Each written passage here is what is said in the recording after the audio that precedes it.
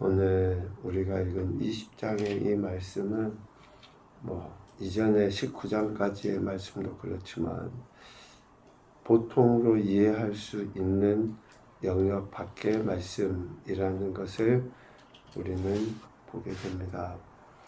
오늘 본문은 짐승과 거짓 선지자의 심판에 뒤이은 그 짐승과 거짓 선지자들의 우두머리, 괴수인 그 사탄, 또 그를 따르는 자들이 마지막 최후에 받을 심판에 대해서 이야기하시고 있습니다.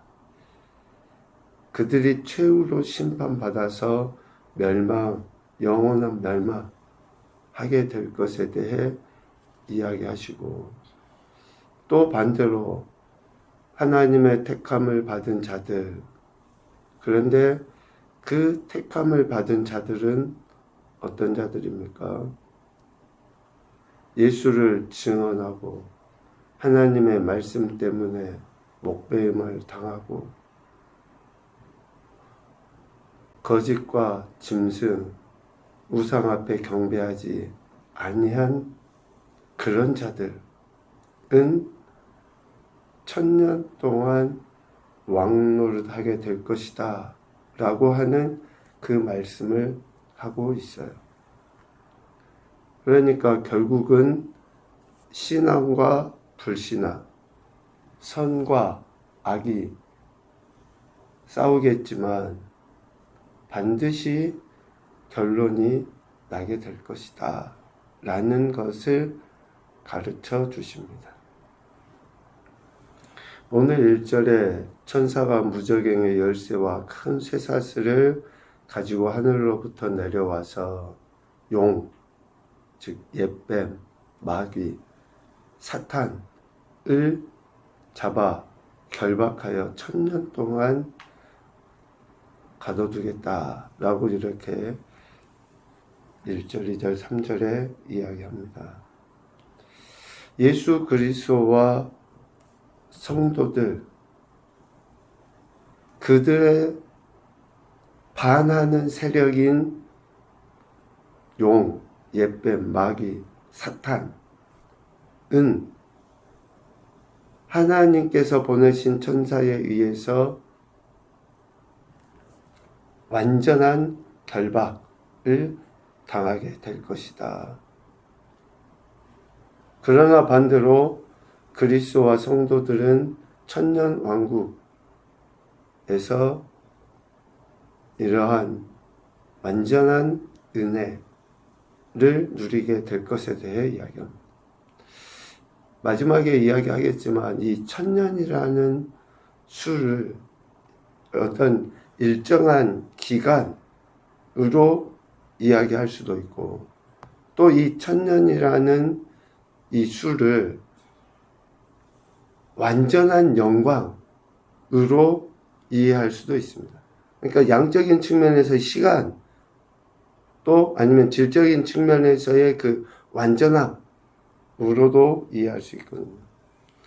그래서 예수 그리스도를 믿는 자들과 예수님의 반하는 세력이 당하게 될, 또 누리게 될 그러한 영광이나 또 아니면 그 심판이 완전하다는 거예요. 완전하다는 거예요. 조금의 인간적인 또 세속적인 틈이 들어갈 수 없는, 그래서 1000년 동안 왕노릇하는 성도가 있는가 하면 사탄은 1000년 동안 갇혀 있게 될 것이다. 그 무저갱, 마귀를 가두는 것이죠. 음부의 지하 세계를 가리킵니다. 이 무저갱은 사탄과 짐승을 비롯한 마귀의 세력이 머물 장소예요. 1000년 동안 갇혀 있게 될 감옥을 이야기합니다. 결국 사탄이 쇠사슬에 결박되어서 무저갱에서 1000년 동안 갇혀 있게 된다는 거죠. 이 쇠사슬은 그 사도행전에 그 베드로가 감옥에 갇힐 때에 이렇게 쓰여졌던 그 도구로 볼 수 있죠. 그러니까 천사가 사탄을 결박하기 위한 가장 강력한 도구, 어떤 것으로도 풀 수 없는 그 쇠사슬에 묶여서 무적행에 1000년 동안 감금돼 있게 되는데 3절 말씀에 보면 그 후에는 반드시 잠깐 노이리라. 1000년 동안 무적행에 감금되었던 사탄이 일시적으로 풀려나게 될 것이다. 그 풀려나서 7절, 8절 곡, 마곡에서 하나님을 대적하고 미혹하는 일을 행함으로 미혹하는 자들을 모아서 싸움을 붙이는. 그런데 그 미혹에 넘어간 사람의 수가 바다의 모래 같을 것이다. 그러니까 이전에 갇히기 이전에도 미혹하는 일, 예수 그리스도와 예수 그리스도를 믿는 자들을 미혹해서 환난 가운데 있게 했잖아요. 그런데 1000년 동안 갇혀 있다가 잠깐 풀려나서 하는 일도 미혹하는 일이에요. 그런데 그 갇히고 난 이후에 풀려서 미혹하는 일을 행할 때에 많은 사람들이 또 그 미혹에 빠져서 바다의 모래같이 그 미혹에 넘어가는 사람들이 많아질 것이다. 그런데 왜 잠깐 풀려서 이렇게 미혹하는 일을 하게 됩니까? 완전한 멸망을 하나님이 내리시기 위하여 이 잠깐의 미혹하는 시간을 그들이 갖게 된 거예요.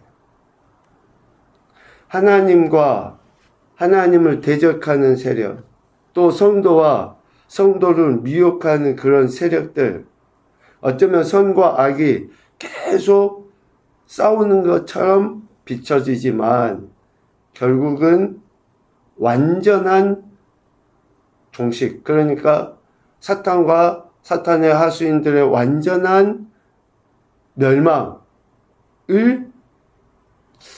좀 표현이 그렇지만 더 극대화시키기 위하여 완전한 저들의 멸망을 나타내 보이기 위하여 잠깐 노임을 받고 이전과 같이 똑같이 미혹하는 일을 하는데 결국은 9절 하늘에서 불이 내려와 그들을 태워버리고 10절 또 그들을 미혹하는 마귀가 불과 유황못에 던져지니 거기는 그 짐승과 거짓 선지자도 있어 세세토록 밤낮 괴로움을 받으리라.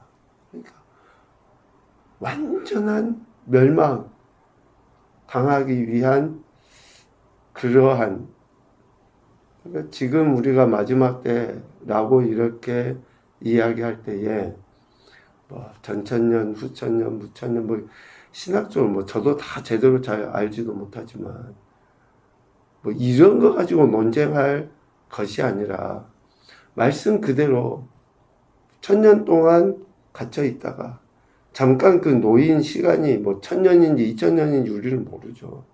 그런데 잠깐 놓이는 그 시기에 믿는 자들을 미혹해서 넘어뜨리려 하지만 반드시 그들은 하나님의 심판, 멸망을 받을 수밖에 없다.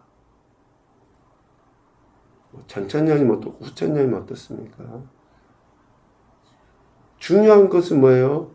하나님을 대적하는 세력, 즉 사탄은 반드시 멸망을 당하게 돼 있다는 거예요.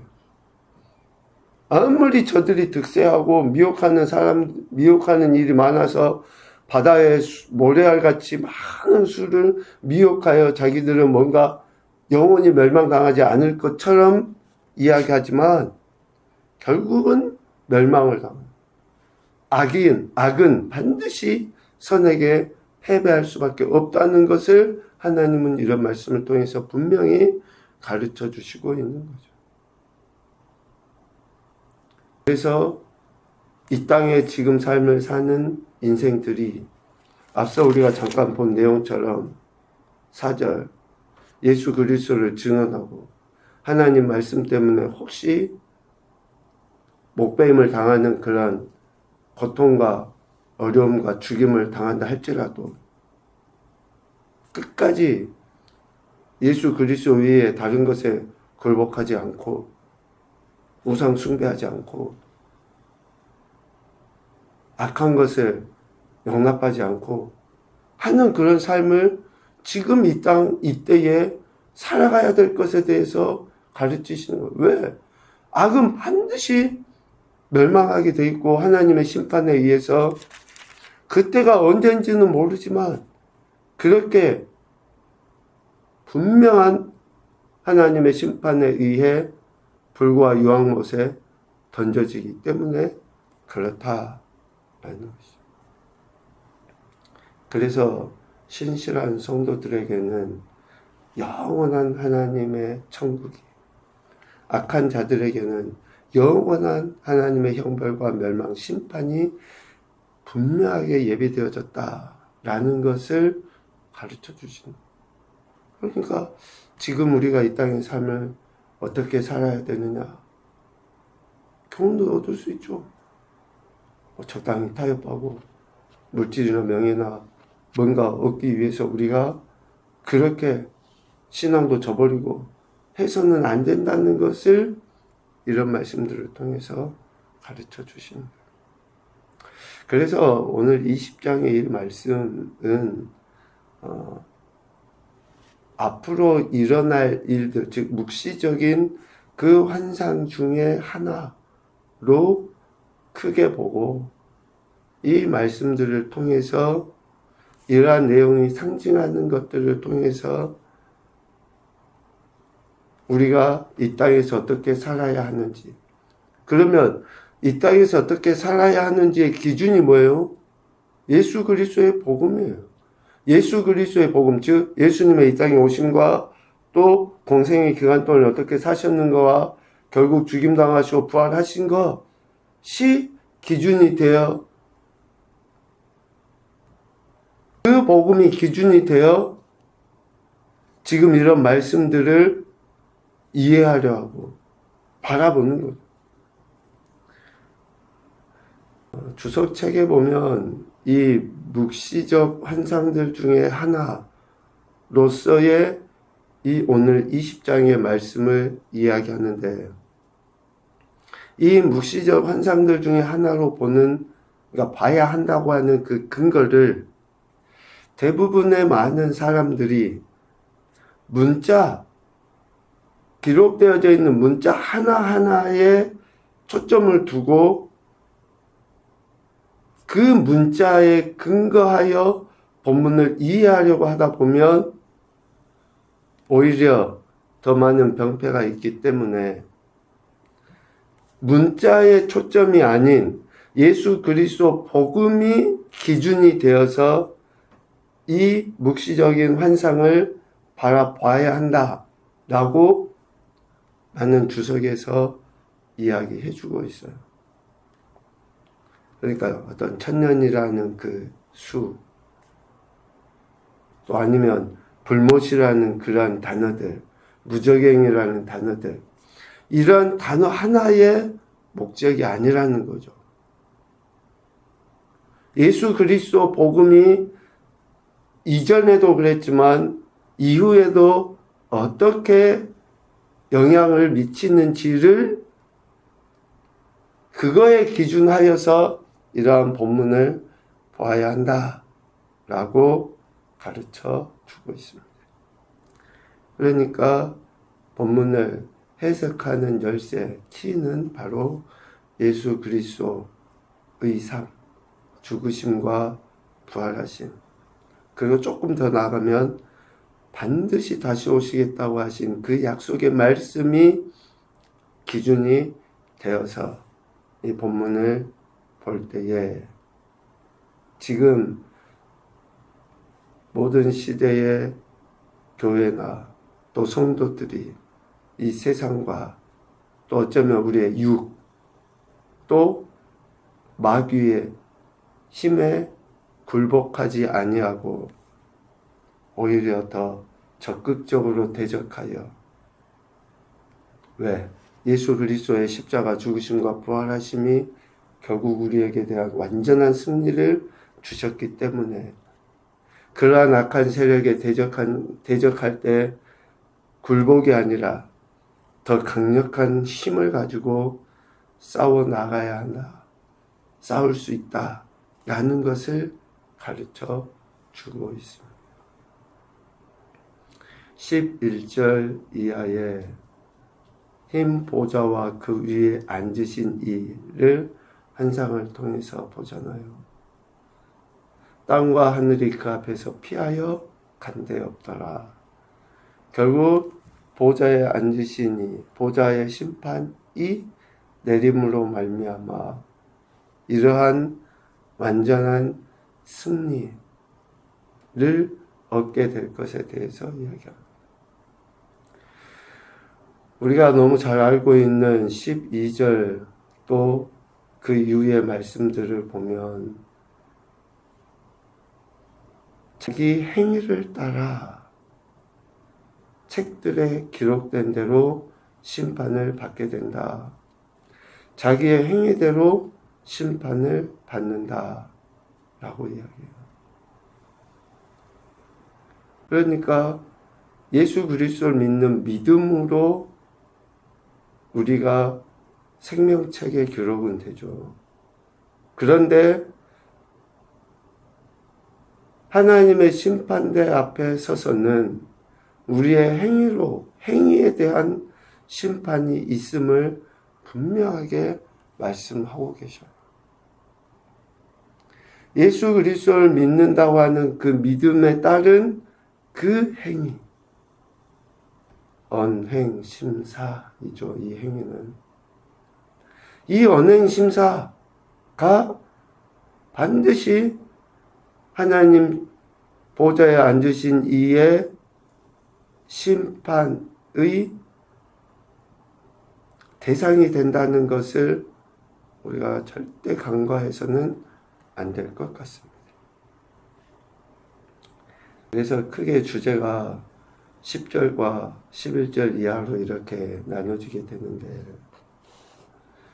천년 동안 무정에 갇혀 있다가 일시적으로 풀려난 악한 세력을 우리가 하나님의 심판대 앞에 서서 행위에 대한 심판을